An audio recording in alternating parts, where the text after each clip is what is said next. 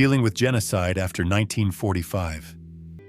And today I will deliver a short lecture on the processing, or the failure to process, or the attempts to process, the genocide of German Sinti and Roma, under the title Perpetrator-Victim Reversal, Judicial Reckoning, Compensation, and Culture of Remembrance. These are many fields, sub-areas of the overall reckoning with the genocide in the Federal Republic, on which I will focus. How the Federal Republic of Germany, and previously the Allied zones, dealt with the genocide in these sub-areas.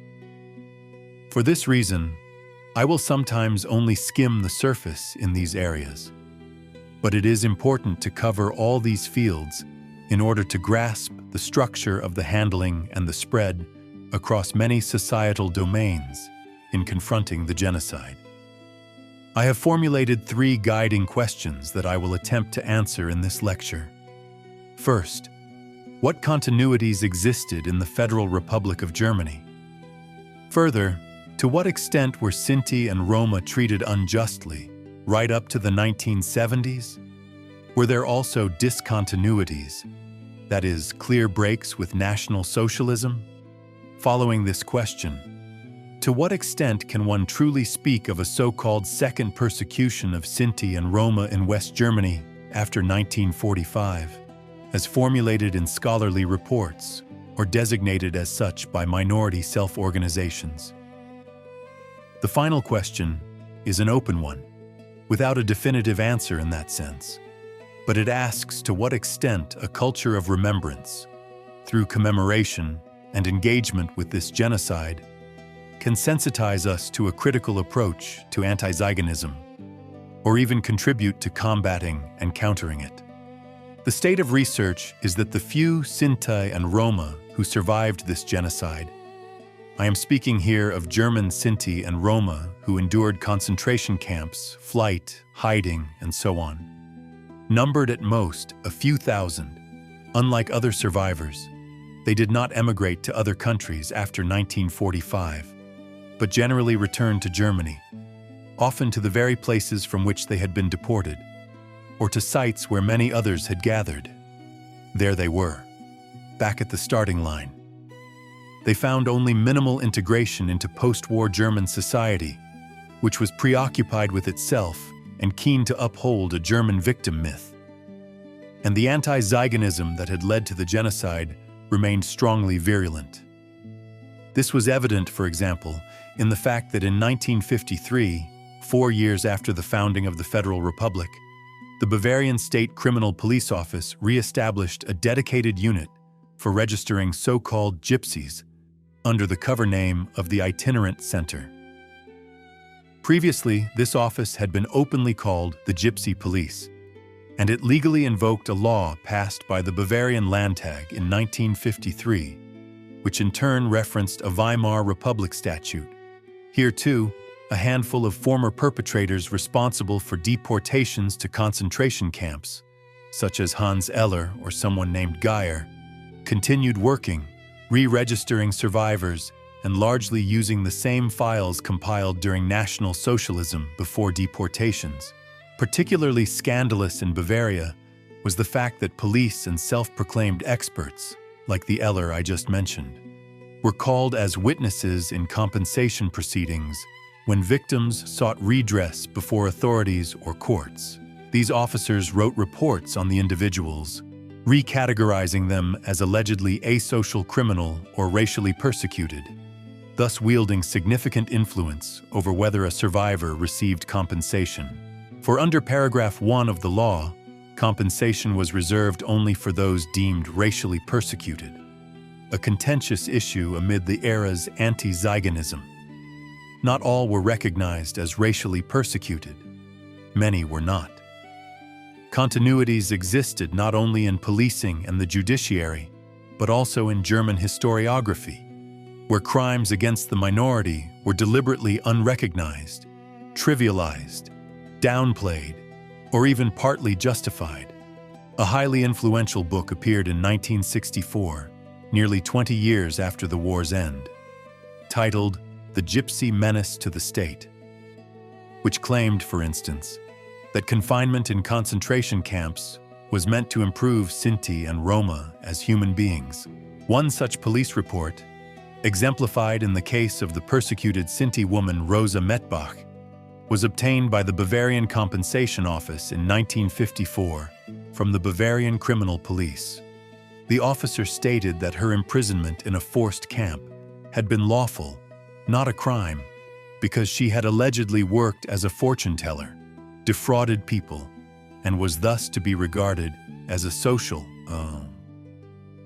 Such perpetrator-victim reversal mechanisms abounded in that period and persisted for a long time, until the minority began organizing into a civil rights movement in the early to mid-1970s.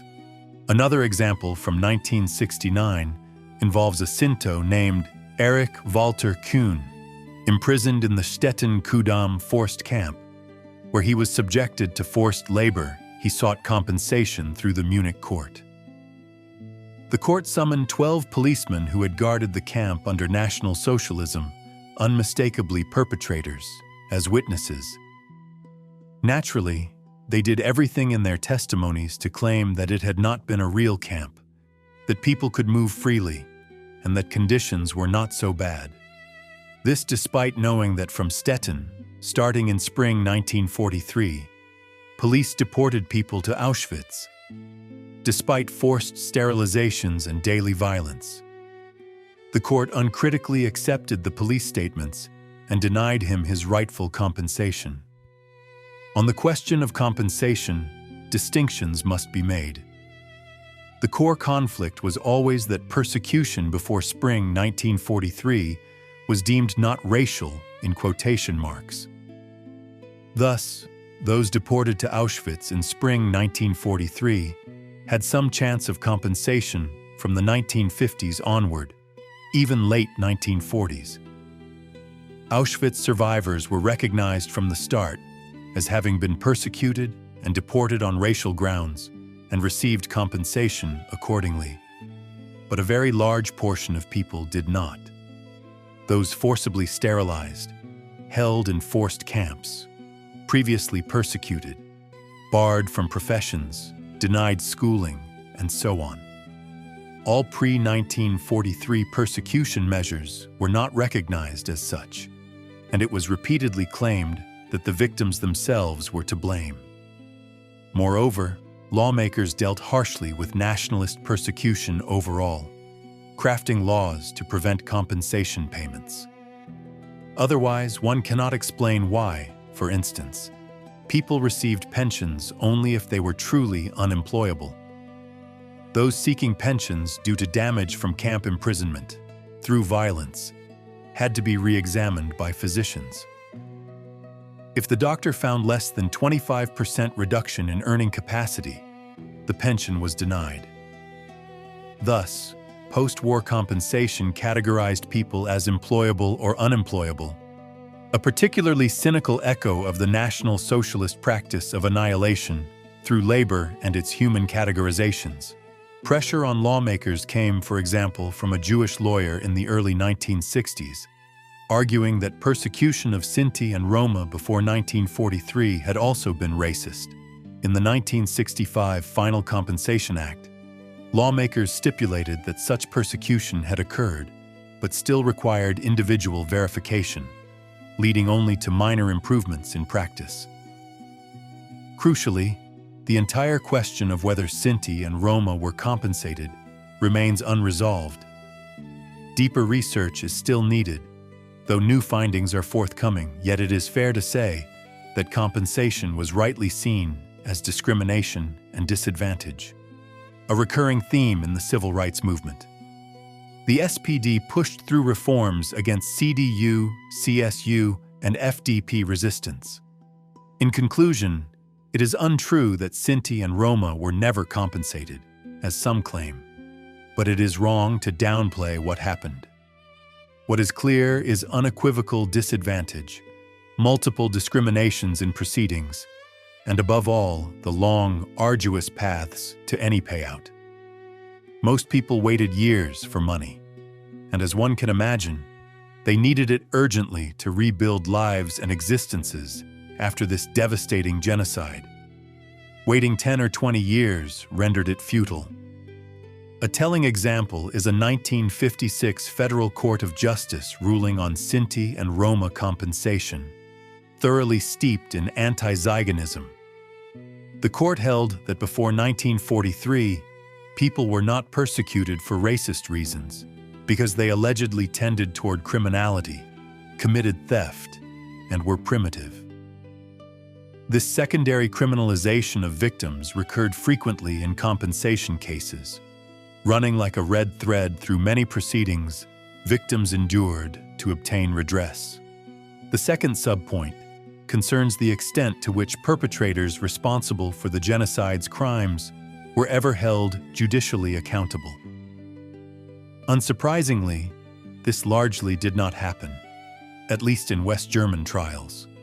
When one considers that myriad other perpetrators, Wehrmacht members who committed crimes, SS personnel in occupied territories like Italy or the former Soviet Union, were, as extensive research now shows, not held accountable, it is no wonder the same applied to those responsible for the genocide of Sinti and Roma. The scandal lies again in the continuity of key perpetrators. I mentioned police officials, the same held for physicians.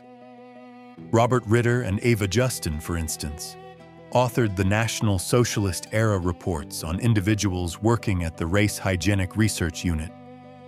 They produced over 24,000 assessments that underpinned deportations to concentration camps or other police measures. After 1945, both continued working, for example, at the Frankfurt Health Office. Only very few other perpetrators faced court at all. Efforts to prosecute existed, some against Eva Justin, Robert Ritter, or senior Reich criminal police officials from the NS era. Separate investigations occurred during the Frankfurt Auschwitz trials, or already in the late 1950s. But prosecutors sometimes filed no charges, partly because they personally knew the perpetrators. Shockingly, many Sinti and Roma slated as witnesses were either not admitted or had their testimonies dismissed as inherently unreliable. Due to these blatant injustices permeating many societal spheres, a civil rights movement emerged in the 1970s. In Germany, the Association of German Sinti was founded in the early 1970s, becoming the Central Council of German Sinti and Roma in 1982. With numerous supporters, it had previously sought to highlight the genocide's history through actions. Notably, in 1979, a major commemoration took place at the former Bergen-Belsen concentration camp, attended by the President of the European Parliament, Simone Veil, other political figures, representatives of Jewish organizations, and under international attention, a hunger strike by Sinti at the Dachau Memorial demanded the release of files still used by Bavarian police, largely from the National Socialist era, and an end to the minorities' special registration. The files were never handed over. The Interior Ministry claimed they had long been destroyed or were no longer in use. Yet the hunger strike sparked critical reflection, drew global notice, and led to achievements. Most notably in 1982, when Chancellor Helmut Schmidt first collectively recognized the genocide of Sinti and Roma as racist. From this 1982 recognition and the founding of further self-organizations and associations in the Federal Republic, which reunified in 1989 to 1991, local and regional memorials, small monuments, plaques, and tablets emerged, especially from the 1990s, mid-1990s, and 2000s, commemorating crimes at specific sites. By around 2021, approximately 120 such memorials had been erected in Germany.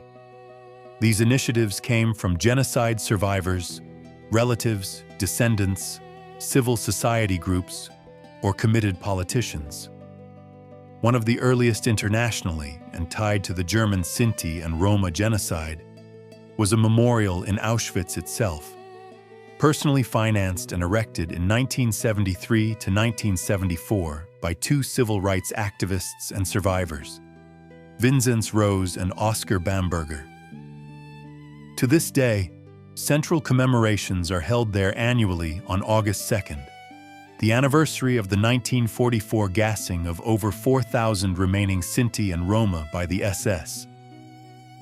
After reunification, Roma migrated from southeastern Europe to the reunited Germany. Following the Rostock-Lichtenhagen pogroms and other xenophobic crimes, Roma sought to prevent deportations to countries of origin, especially Romania, by invoking German perpetrated crimes there. Yet arguments of historical responsibility fell on deaf ears. In 1993, for example, Roma occupied the Dachau Memorial, demanding an end to deportations under a German-Romanian agreement. Shamefully, the state did not stand with victims, including verified genocide survivors. Bavaria's then Interior Minister, Günther Beckstein, cleared the site with dog units. Most were ultimately deported. Parallel to this, the civil rights movement continued organizing, institutionalizing in associations, and prioritizing memorial sites. In Baden-Württemberg's Asperg, for instance, from where hundreds of Sinti and Roma were deported in 1940 to the general government in present-day Poland, a plaque was erected in 1995. Returning finally to the guiding questions, high continuities of injustice persisted in the Federal Republic into the 1970s. In police persecution practices, one can indeed speak of a second persecution after 1945. Though compensation is more complex, massive disadvantages existed, and perpetrators were overwhelmingly not held accountable. Notably, remembrance culture developed very late generally. German remembrance culture emerged in the 1980s through grassroots movements from below. Not unique to Sinti and Roma, but here with further delay, entering mainstream only from the mid-1990s, about 30 years ago. It has since taken root in places, with recurring commemorations attended politically. A self-evident duty for all democratic parties, yet within overall remembrance culture, the genocide of Sinti and Roma still plays a marginal role, remaining a fringe phenomenon in school curricula, university education, and beyond.